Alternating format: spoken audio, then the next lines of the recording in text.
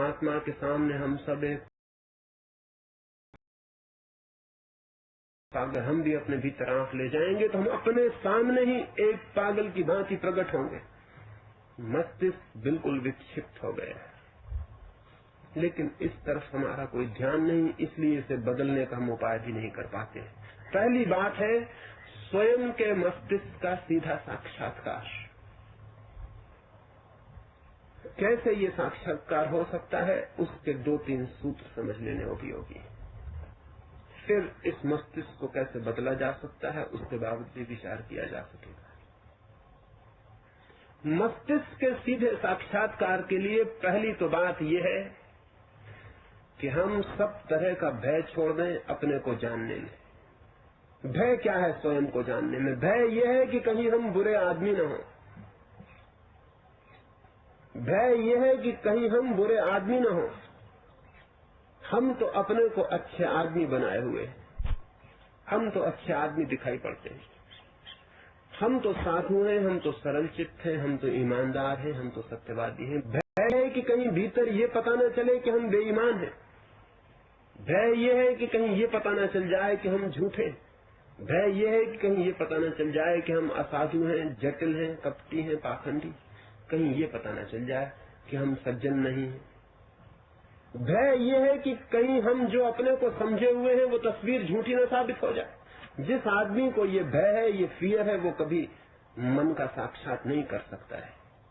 जंगल में जाना आसान है, अंधेरे में जाना आसान है, जंगली जानवरों के पास भी निर्भय होकर बैठ जाना आसान है, लेकिन हमारे भीतर जो जंगली आदमी छिपा है उसके सामने निर्भय होकर खड़ा होना बहुत कठिन, बहुत आर्डुअस, बहुत तपस्यापूर्ण। धूप में खड़े होने में कोई तपस्या नहीं है, कोई भी बेवकूफ खड़ा हो सकता है। सिर के बल खड़े हो जाने में भी कोई कठिनाई नहीं है, कोई भी जड़ बुद्धि को सर्कस के खेल सिखाए जा सकते हैं। और न कांटों पर लेट जाना बहुत कठिन है, चमड़ा बहुत जल्दी तैयार हो जाता है, कांटों पर लेटने के लिए भी तैयार हो जाता है, एडजस्ट हो जाता है। लेकिन कठिनाई अगर है मनुष्य के जीवन में तो कोई एक है, और वो ये कि वो जैसा है भीतर सीधा और साफ, चाहे बुरा चाहे पागल, उसे वैसा ही जानने की हिम्मत और साहस। इसलिए पहली बात है भय को छोड़कर साहस पूर्वक स्वयं को देखने की तैयारी। ये तैयारी जिसके पास नहीं है वो कठिनाई में पड़ जाता है। आत्मा पाने के लिए तो हम उत्सुक होते हैं, परमात्मा के दर्शन के लिए भी उत्सुक होते हैं, लेकिन अपने सीधे और सच्चे दर्शन का साहस भी हमें नहीं, तो परमात्मा और आत्मा दूर की बातें हो जाती। सबसे पहली सच्चाई हमारा मन है, हमारा मस्तिष्क। सबसे पहली सच्चाई हमारे विचारों का केंद्र है, जिससे हम निकटतम संबंधित हैं। पहले तो उसे ही देखना और जानना होगा, पहचानना होगा। पहला सूत्र है निर्भयता से स्वयं के मन को एकांत में जानने की कोशिश। आधा घंटे के लिए कम से कम रोज मन जैसा है उसको वैसा ही सहज रूप से प्रकट होने का मौका देना चाहिए। बंद कर लें उस सम्राट की तरह एक कमरे में अपने को, और मन में जो भी उठता हो उसे मुक्त कर दें और उससे कहें कि जो भी तुझे सोचना है और जो भी तुझे विचारना है वो सब उठने दें। सारा सेंसर जो हम बिठाए हुए हैं अपने ऊपर की कोई चीज बाहर न निकल आए, वो सब छोड़ दें और मन को एक फ्रीडम, एक मुक्ति दे दें कि जो भी उठता हो उठे, जो भी प्रकट होना चाहता हो प्रकट हो। न तो हम कुछ दबाएंगे, न हम कुछ रोकेंगे। हम तो ये जानने को तत्पर हुए हैं कि भीतर क्या है। बुरे और भले का निर्णय भी नहीं करना है, क्योंकि निर्णय करते ही दमन शुरू हो जाता है। जिस चीज को आप बुरा कहते हैं उस चीज को मन दबाने लगता है, और जिसको आप अच्छा कहते हैं उसको ओढ़ने लगता है। तो न तो बुरा कहना है न भला कहना है। जो भी है मन में, जैसा भी है, उसे वैसा ही जानने के लिए हमारी तैयारी होनी चाहिए। तो इस भांति अगर मन को पूरा मुक्त छोड़ दिया जाए और वो जो भी सोचना चाहता हो, वो जो भी विचारना चाहता हो, जिन भी भावों में बहना चाहता हो, उनमें उसे बहने दिया जाए। बहुत घबराहट होगी, लगेगा कि हम पागल हैं क्या, लेकिन जो भीतर छिपा है उसे जान लेना अत्यंत जरूरी है उससे मुक्त हो जाने के लिए। उससे मुक्त हो जाने के लिए पहली बात उसकी जानकारी और उसकी पहचान है। और उसकी पहचान न हो, उसकी जानकारी न हो, तो जिस शत्रु को हम जानते नहीं उससे हम जीत भी नहीं सकते। उससे जीतने का कोई रास्ता नहीं। छुपा हुआ शत्रु, पीठ के पीछे खड़ा हुआ शत्रु खतरनाक है उस शत्रु से जो आंख के सामने हो, जिससे हम परिचित हों, जिसे हम पहचानते हो। पहली बात है मन के ऊपर से सारा सेंसर, सारा प्रतिबंध जो हमने लगा रखा है सब तरफ से, कि मन को हम कहीं उसकी सहजता में प्रकट नहीं होने देते। मन की जितनी स्पॉन्टेनिटी है, जितनी सहजता है, सब रोक रखी है। सब असहज हो गया है, सब झूठा कर डाला, सब पर्दे ओढ़ लिए, सब झूठे मुंह पहन लिए, और कहीं से भी उसकी सीधी बात को हम प्रकट नहीं होने देते। उसे उसकी सीधी बात में प्रकट होने देना अपने सामने, कम से कम शुरू में, ताकि हम परिचित हो सके एक एक अंश से मन के जो भीतर छिपे हैं और दबा दिए गए। मन का बहुत हिस्सा अंधकार में दबाया हुआ है, वहां हम कभी दिया नहीं ले जाते। अपने ही घर के बाहर के बरामदे में जीते हैं, भीतर के सारे कमरों में अंधकार छाया हुआ है, और वहां कितने कीड़े मकोड़े और कितने जाल और कितने सांप बिच्छू इकट्ठे हो गए हैं, इसका कोई सवाल नहीं। अंधकार में वे इकट्ठे हो ही जाते हैं, और हम डरते हैं वहां रोशनी ले जाने से कि हमारा घर ऐसा है, ये हम सोचना भी नहीं चाहते, ये हम कल्पना भी नहीं करना चाहते। ये भय छोड़ देना अत्यंत आवश्यक है साधक के लिए। मस्तिष्क, मन की जगत में क्रांति लाने के लिए पहला काम है वो भय छोड़कर, निर्भय होकर स्वयं को जानने के लिए तैयार हो जाए। दूसरी बात है इनमें से सारा सेंसर, सारा प्रतिबंध उठा लेना। और हमने बहुत प्रतिबंध लगा रखे। हमारी शिक्षा ने, नैतिक शिक्षा ने, सभ्यता और संस्कृति ने बहुत प्रतिबंध रखा रखे कि ये सोचना ही मत, इस तरह का विचार ही मत करना, ये बुरा विचार है, इसे आने ही मत देना। जब हम रोक लगा देते हैं तो बुरे विचार नष्ट नहीं हो जाते, केवल हमारे प्राणों के और गहरे में प्रविष्ट हो जाते। रोक लगा देने से कोई विचार हमसे बाहर नहीं हो जाता और हमारे भीतर गहरे खून में प्रविष्ट हो जाता, क्योंकि जिस पर हम रोक लगाते वो भीतर से उठ रहा था, कहीं बाहर से नहीं आ रहा था।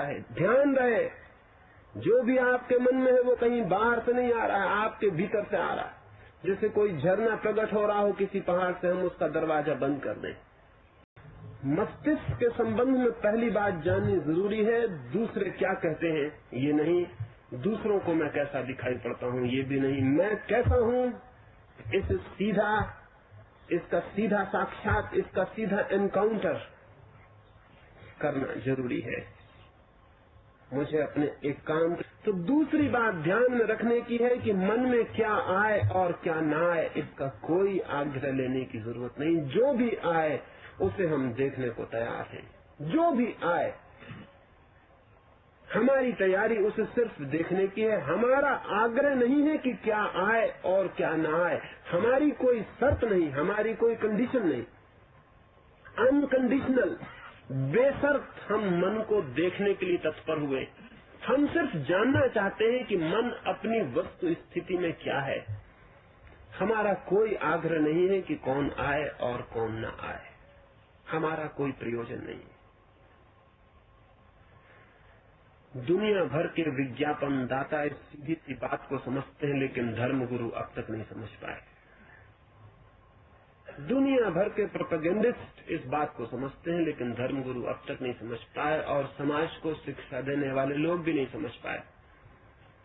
एक फिल्म के ऊपर लिख दिया जाता है फॉर अडल्ट्स ओनली, सिर्फ प्रौढ़ लोगों के लिए, और बच्चे एक आने की मूछ खरीद के लगा के पहुंच जाते हैं देखने। मन के किन्हीं भी रूपों के प्रति संघर्ष का भाव छोड़ दें, द्वंद्व का भाव छोड़ दें, कॉन्फ्लिक्ट छोड़ दें, लड़ाई छोड़ दें।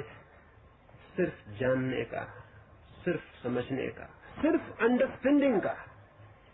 मैं समझ लूं ये मेरा मन क्या है, इतने सरल भाव से मन में प्रवेश करना जरूरी। दूसरी बात। और तीसरी बात, मन में जो भी रूप उठे उनका कोई जजमेंट, कोई निर्णय नहीं लेना है। कोई निर्णय नहीं लेना है कि ये जो उठ रहा है ये बुरा है, ये जो उठ रहा है ये अच्छा है। हमें इस बात का पता ही नहीं है कि बुराई और अच्छाई एक ही सिक्के के दो पहलू हैं। जहां बुराई है उसके ही दूसरी तरफ अच्छाई है, जहां अच्छाई है उसके ही दूसरी तरफ बुराई। अच्छे आदमी के भीतर बुरा आदमी छिपा होता है, बुरे आदमी के भीतर अच्छा आदमी छिपा होता है। अच्छे आदमी का सिक्का अच्छाई का ऊपर की तरफ है, बुराई का भीतर की तरफ है। इसलिए कभी अच्छा आदमी अगर बुरा हो जाए तो बुरे से बुरे आदमी से भी बुरा आदमी सिद्ध होता है, और कभी बुरा आदमी अच्छा हो जाए तो अच्छे आदमी उसके सामने फीके पड़ जाते हैं,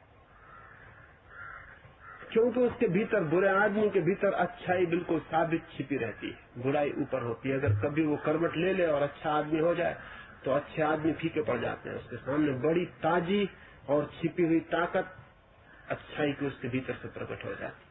वाल्मीकि या अंगुलीमाल इसी तरह के बुरे आदमी हैं जो एक दिन अच्छे आदमी हो जाते हैं तो सारे संत फीके पड़ जाते हैं। अच्छा और बुरा आदमी अलग अलग नहीं है, एक ही चीज के दो सिक्के हैं। और इसलिए जो साधु है वो तीसरी तरह का आदमी है, उसके भीतर न अच्छाई होती है न बुराई होती है, वो पूरे सिक्के को फेंक देता है। साधु अच्छा आदमी नहीं है, सज्जन संत नहीं है। सज्जन के भीतर दुर्जन छिपा ही होता है, दुर्जन के भीतर सज्जन हमेशा मौजूद होता है। संत बिल्कुल तीसरे तरह की घटना है, वो न अच्छा है न बुरा है, वो तटस्थ हो गया है। उसकी न अच्छाई से कोई संबंध रहे न बुराई से, वो एक भिन्न ही दिशा में प्रविष्ट हो गया है। वहां अच्छे और बुरे का कोई सवाल नहीं। एक फकीर था, एक युवा फकीर था जापान के एक गांव में। उसकी बड़ी कीर्ति थी, उसकी बड़ी महिमा थी, सारा गांव उसे पूजता और आदर करता। उसके सम्मान में सारे गांव में गीत गाए जाते। लेकिन एक दिन सब बात बदल गई। गांव की एक युवती को गर्भ रह गया और उसे बच्चा हो गया, और उस युवती को घर के लोगों ने पूछा कि किसका बच्चा है, तो उसने उस साधु का नाम ले दिया कि उस युवा फकीर का ये बच्चा है। तो देर कितनी लगती है, प्रशंसा